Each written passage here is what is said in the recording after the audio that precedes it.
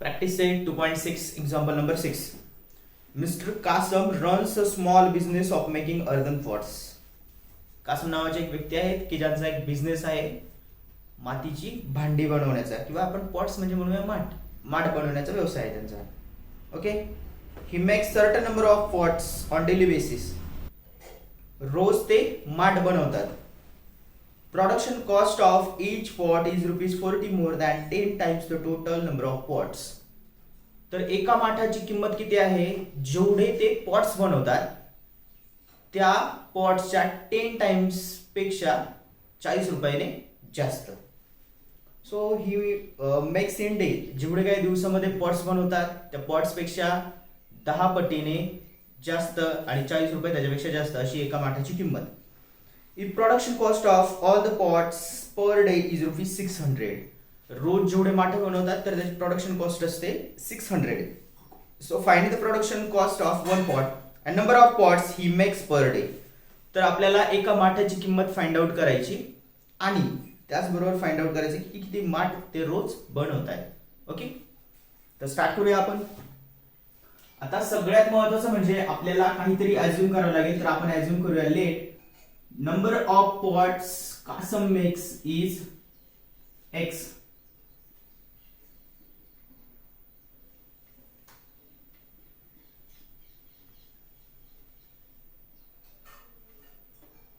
Number of pots Kasam made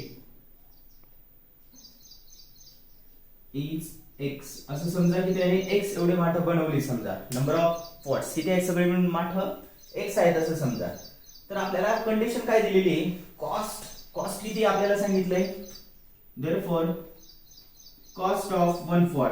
तर मग एका माठाची किंमत किती असेल? तर तेव्हा किती आहे आपल्याला सांगितलंय 40 मोर दॅन 40 रुपये जास्त आहे. कशापेक्षा? 10 times the number of pots म्हणजे 10x. Number of pots x आहे, 10 टाइम्स म्हणजे 10x आणि 40 रुपये जास्त आहेत म्हणून प्लस 40. सो आता फायनली आपल्याला सांगितलं की रोज जे माठ बनवतात तर त्याची किंमत आहे 600 रुपीज. आता आपण कसं फाइंड आउट करणार? जसं एक माठ घेतला, सपोज आपण घेतला 10 रुपयाला एक माठ, 20 रुपयाला दोन माठ. कसं फाइंड आउट केलं? 2 × 10 बरोबर. 10 गुणिले जेवढे माठ असतील तेवढे आपल्याला त्याची प्रोडक्शन कॉस्ट मिळेल. म्हणजे टोटल नंबर ऑफ पॉट्स जे काय आपण विकत घेऊ तर त्याची कॉस्ट मिळेल. तर मग इथे काय करावं लागेल? आपल्याला फाइंड आउट करावं लागेल की किती किंमत आहे. तर ती सांगितलेली 600 आहे. पण ती 600 म्हणजे काय? नंबर ऑफ पॉट्स आणि ही कॉस्ट ऑफ वन पॉट या दोघांचं प्रॉडक्ट करायचे. तर मग अकॉर्डिंग टू फर्स्ट कंडिशन किंवा अकॉर्डिंग टू कंडिशन, आता गिव्हन कंडिशन काय दिलेली ती पाहूया आपण. तर आपल्याला गिव्हन कंडिशन अशी सांगितलेली आहे की रोज ते माठाची बनवतात तर त्याची किंमत आहे 600 रुपये. ओके, जर ही 600 रुपये किंमत आहे, किती माठांची आहे? x माठांची आहे. ओके, एका माठाची किती आहे?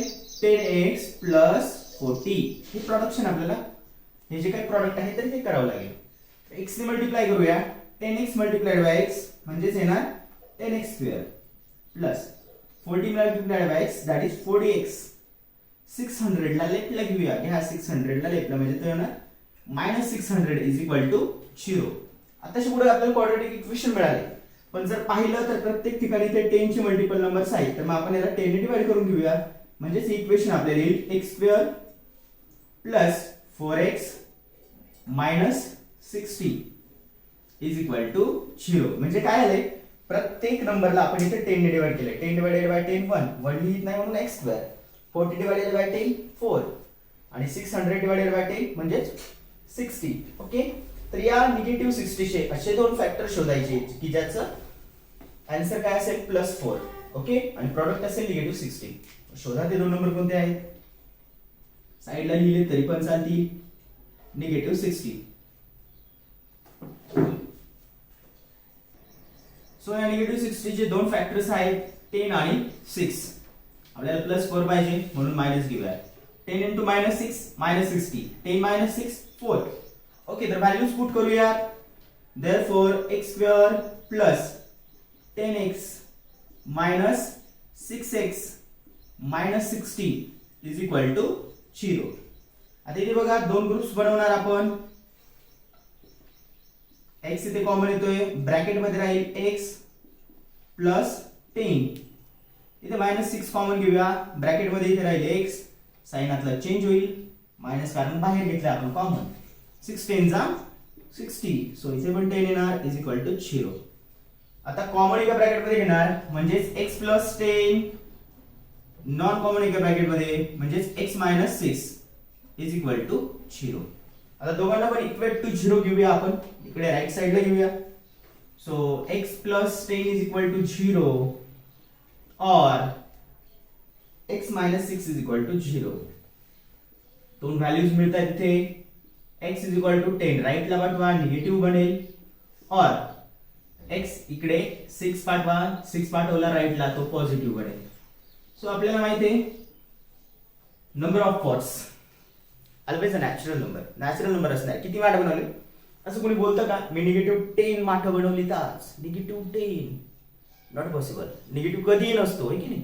म्हणून आपण रिजेक्ट करणार निगेटिव्ह 10 आणि एक्सेप्ट करणार x is equal to 6. So we should write here we reject x equals to negative 10. का रे? Because number of pots never be negative.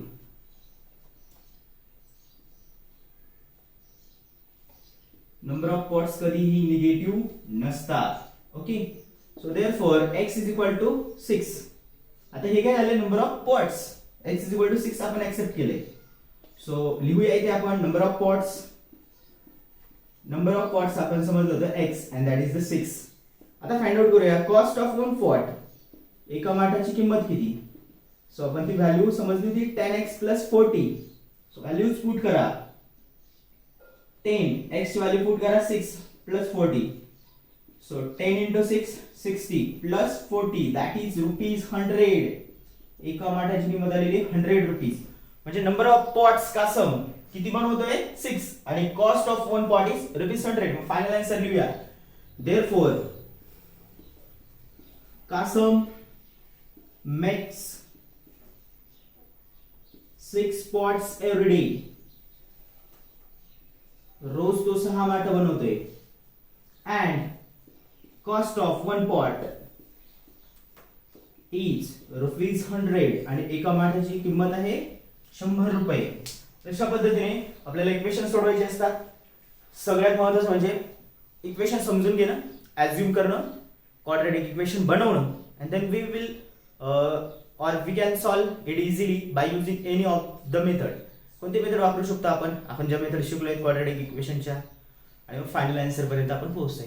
Okay, so next example कडे बोलूया. त्याबद्दल इथे फ्लॅशबॅक करा. एक्झाम्पल नंबर 7 स्टार्ट करतोय आपण. थोडंसं कॉम्प्लिकेटेड टाइपचं एक्झाम्पल आहे. थोडंसं लक्ष जास्त द्यावं लागणार, समजून मात्र घ्यावं लागणार. ओके, सो लक्ष द्या.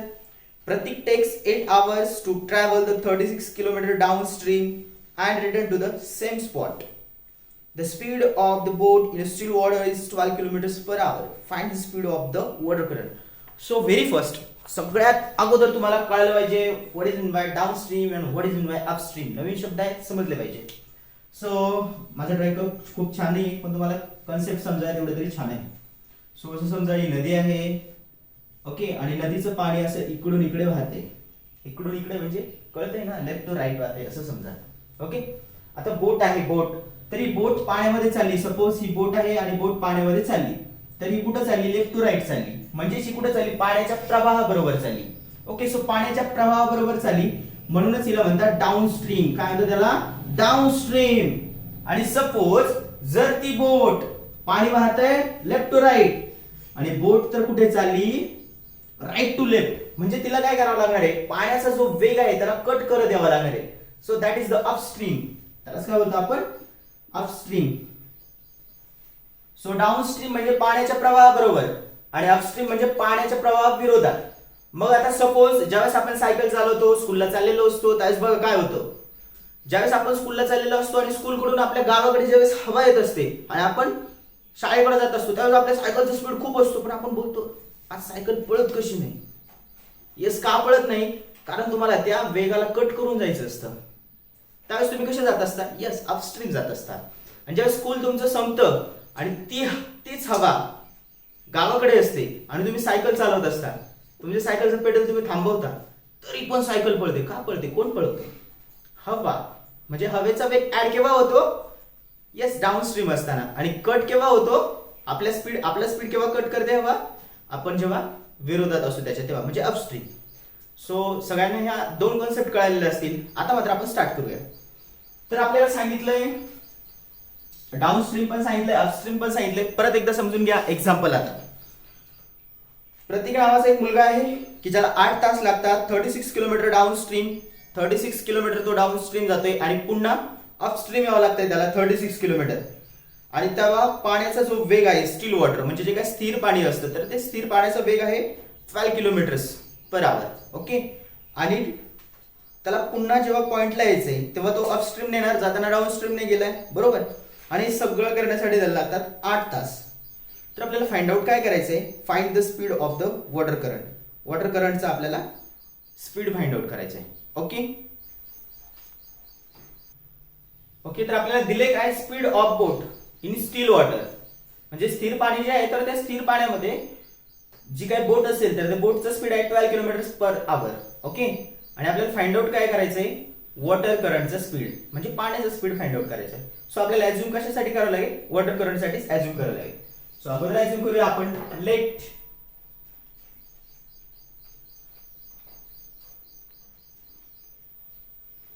Speed of water current is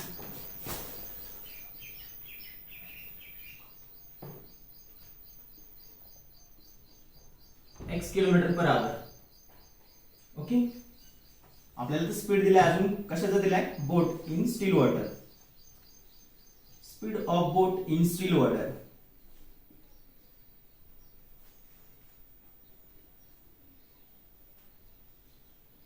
किती येतो speed, 12 kilometre per hour. Okay. आता आपण डाऊनस्ट्रीम साठी आणि अपस्ट्रीम साठी फाइंड आउट करून घेऊया. सगळं त्याला डिस्टन्स किती कव्हर करायचंय, 36 जाणार 36 येणार म्हणजे 72 किलोमीटर एवढं सगळं डिस्टन्स असणार आहे. तर आपण फाइंड आउट करूया speed of the boat downstream.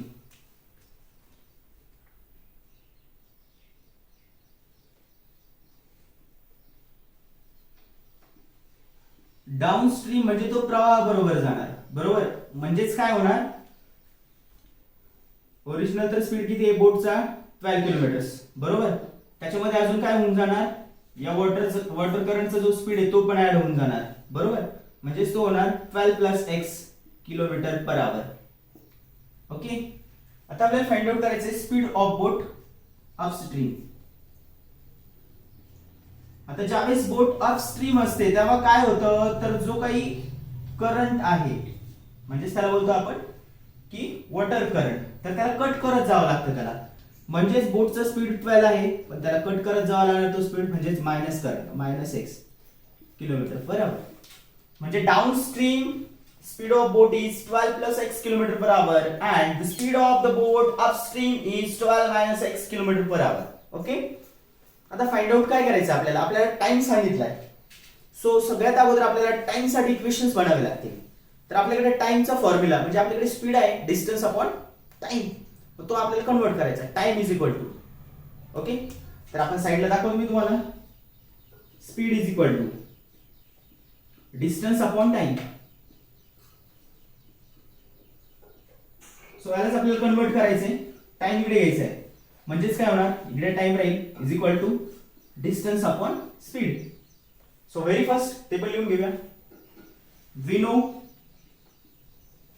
आपल्याला माहिती काय माहिती ते लिहून घ्या. Time is equal to, time साठी काय घेतो आपण, distance upon speed.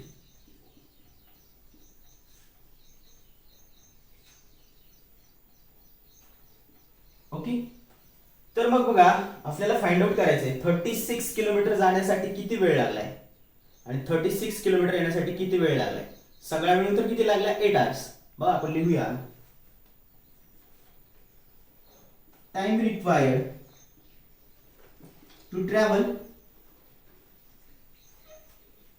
36 kilometre downstream. 36 kilometre downstream बघूया आपण. तर डाऊनस्ट्रीम जाण्यासाठी मग टाइम तर आपल्याला माहिती दोघांसाठी जो दिलाय तो. डिस्टन्स किती आपल्यासाठी, distance is 36 kilometre and speed is, downstream साठीचा स्पीड बघा तो आहे 12 प्लस x. ओके, हा झाला time required to travel 36 kilometre downstream. आता फाइंड आउट करूया आपण time required to travel 36 kilometre upstream जाण्यासाठी किती वेळ लागलाय. तर तो किती लागलाय कसं फाइंड आउट करणार. 36 किलोमीटर यावं लागले, पण माझा तेव्हा स्पीड काय होता 5 - x होता. ओके, तर आता आपल्याला फाइंड आउट करायचंय. आपल्याला फाइंड आउट काय करायचं तर speed of water current x. Okay, तर एकदा फ्लॅशबॅक करून घ्या. तर आपण फाइंड आउट केले टाइम किती लागतोय. तर टाइम लागतोय डाउनस्ट्रीम साठी 36/12 + x आणि टाइम लागतोय अपस्ट्रीम साठी 36/12 - x आणि दोन्ही मिळून टाइम किती आपल्याकडे 8 आवर्स. सो आपण व्हॅल्यूज पुट करूया तिकडे. Therefore according to given condition, so condition काय आहे ते एकदा बघूया आपण. कंडिशन आहे 8 आवर्स लागतात हे सगळ्या प्रवासासाठी. कोणता प्रवास. 36/12 + x प्लस 36/12 - x हे सगळे मिळून लागतात हे 8 आवर्स. तर या दोनही ठिकाणी आपल्याकडे 36 आणि 36 आहे. या इथे जर पाहिलं तर दोन्ही पण ठिकाणी 36 आहे. सो 36 आपण कॉमन घेऊ शकतो. 36 कॉमन घ्या. 36 कॉमन घेतलाय, ब्रॅकेट मध्ये राहील 1, इथे राहील 12 + x. ओके, प्लस इथे पण येईल 1. 36 कॉमन घेतलाय आपण म्हणून 12 - x. Okay, is equal to 8.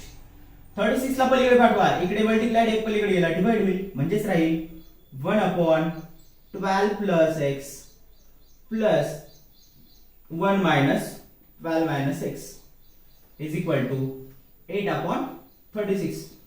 Both the numbers are divisible by 4. 4 ने दोन्ही पण नंबर्स डिव्हिजिबल आहेत.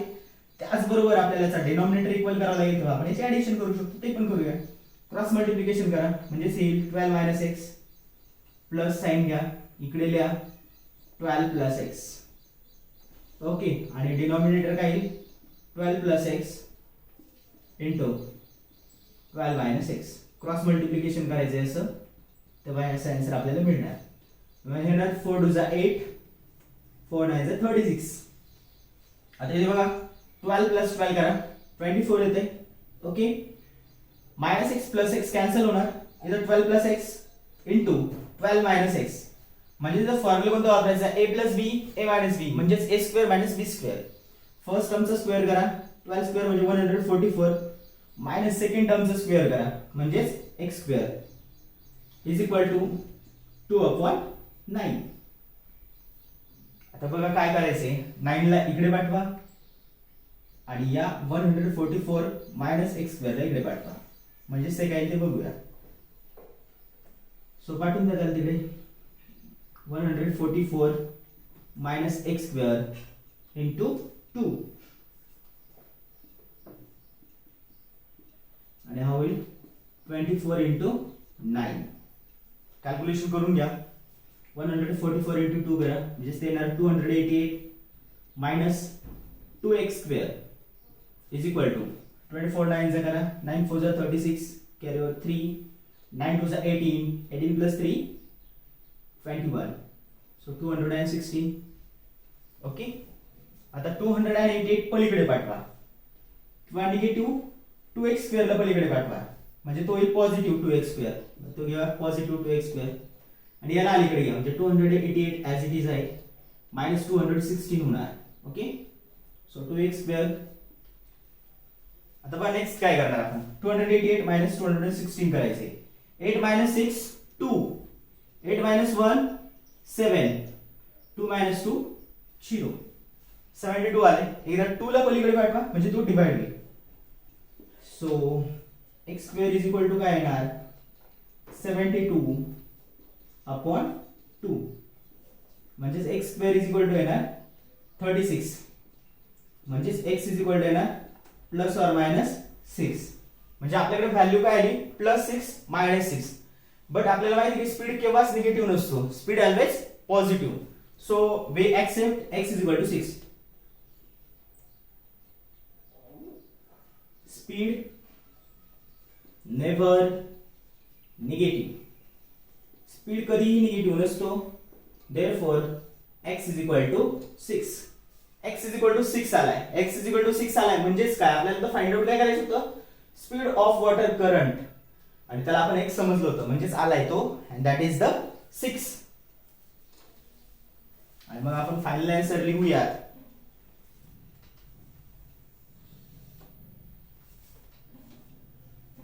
Speed of water current is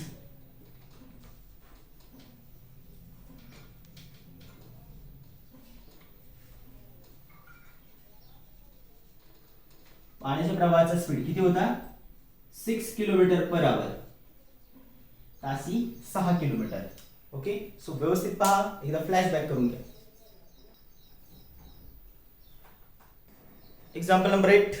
Pintu takes 6 days more than those of Nishu to complete the certain work. एक ठराविक असं काम आहे की जे काम करण्यासाठी पिंटूला 6 दिवस जास्त लागतात निशू पेक्षा. म्हणजे निशू फास्ट आहे, पिंटू थोडासा स्लो आहे. एक्झाम्पल मध्ये if they work together they finish it in 4 days. जर एकत्रित काम केलं तर 4 दिवसामध्ये फिनिश करून टाकतात. How many days would it take to complete the work if they work alone. आणि जर त्या दोघांनी जर सेपरेटली काम केलं तर किती किती दिवसामध्ये ते दोघं कंप्लीट करू शकतात, we have to find. So सगळ्यात अगोदर आपल्याला फाइंड आउट काय करायचंय, निशूला किती दिवस हे काम करावं लागेल. So Pintu take x days more than Nishu, म्हणजे निशूला किती लागतात, सपोज x लागतात असं बघूया आपण. लिहूया let Nishu takes x days to complete a work.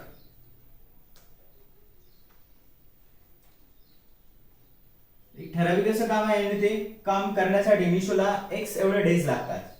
म्हणजेच तो एका दिवसामध्ये किती काम करतो ते बघूया. देअरफॉर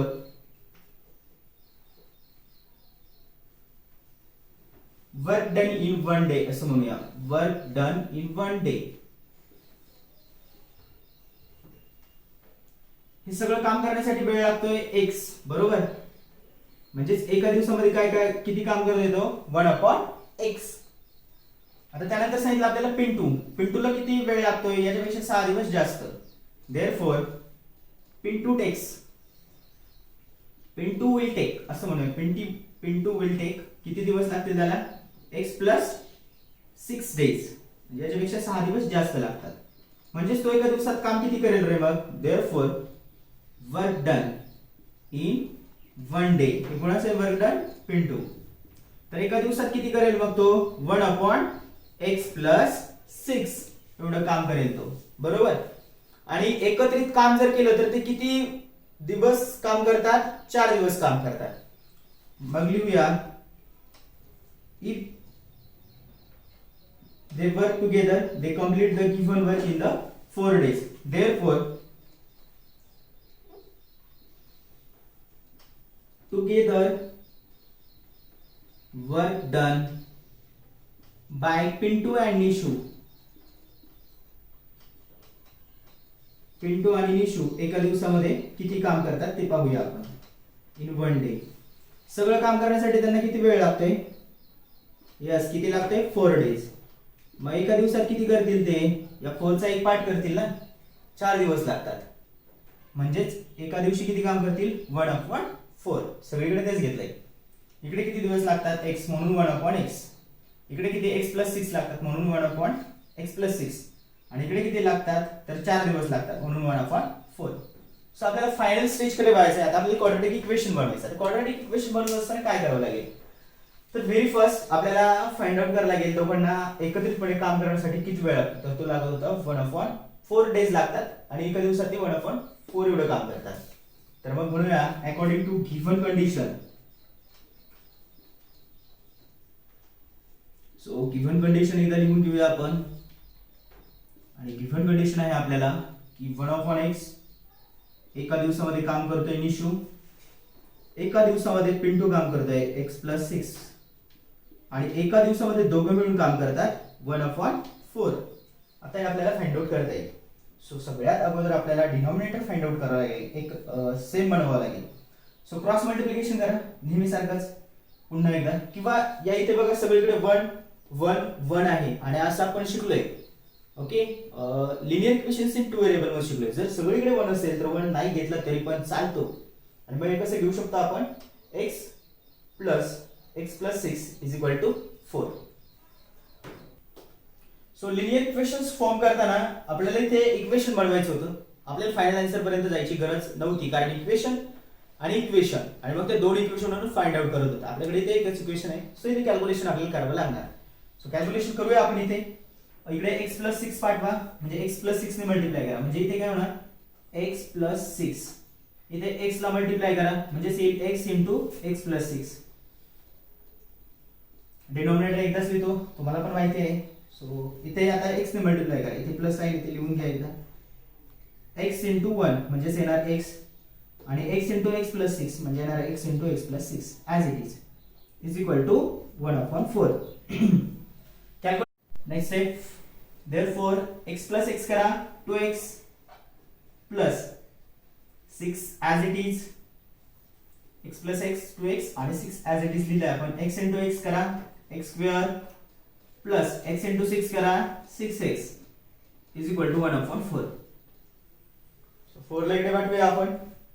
ओके, आणि x square plus 6x इकडे लिहूया.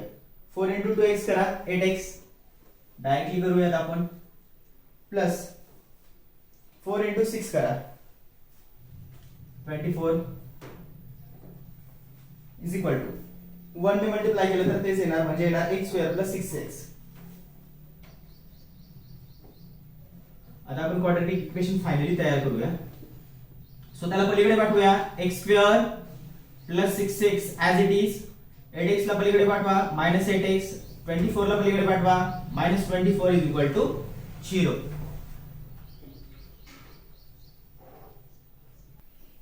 Therefore x square as it is, 6x minus 8x म्हणजे येणार minus 2x minus 24 is equal to 0.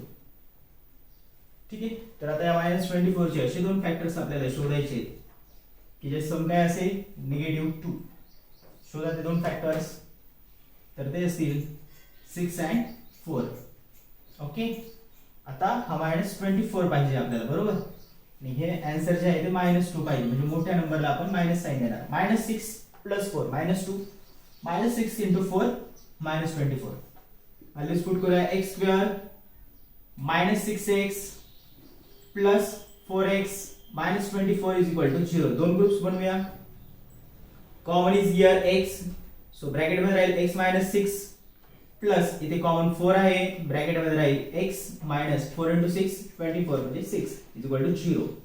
Common एका ब्रॅकेट मध्ये म्हणजेच x minus 6, नॉन कॉमन एका ब्रॅकेट मध्ये म्हणजेच राहील x plus 4 is equal to 0. Equate to 0 करूया.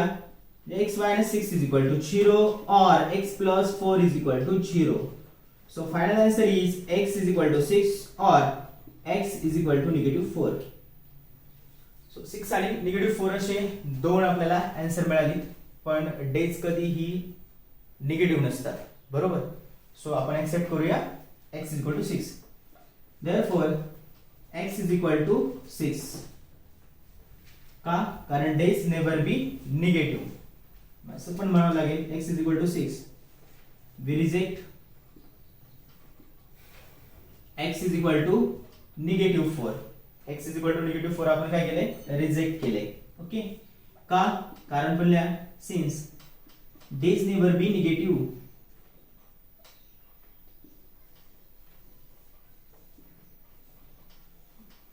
म्हणजे आपण असं बोलू शकतो काल परवा, बरोबर. पण मी काल काम करतो असं आपण कधी म्हणतो का? मी परवा काम करतो सर, मी परवाच काम करून देतो तुमचं, असं बोलू शकतो आपण. म्हणजे अगोदरचा झालेला कालच काम करून देतो असं म्हणू शकतो नाही. एकदा गेला दिवस गेला. म्हणजे वर्क डन जे तर ते कधी नेव्हर निगेटिव्ह नंबर मध्ये कधी नसतं, पॉझिटिव्ह मध्ये असतं. सो आपण इथे x is equal to 6 घेतलेलं जाईल.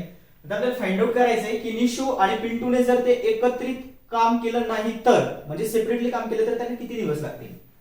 सो किती दिवस लागतील तर आपण पाहिलं निशूला किती लागतील x डेज म्हणजे 6. ओके. आणि पिंटूला 6 दिवस जास्त लागतात म्हणजे 12. तर ते एकदा लिहूया. Therefore time required for Nishu Pintu to complete work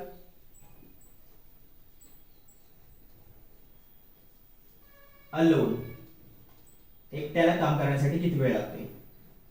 so निशूचं पाहूया आपण. निशू साठी होता x डेज म्हणजे 6 डेज आणि पिंटू साठी होतं x plus 6 that is 6 plus 6 that is 12 days लागतात. सो फायनल आन्सर तुम्ही लिहू शकता.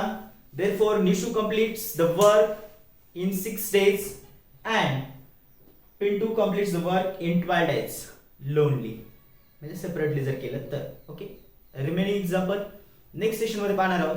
तोपर्यंत त्याचा अभ्यास करत राहा.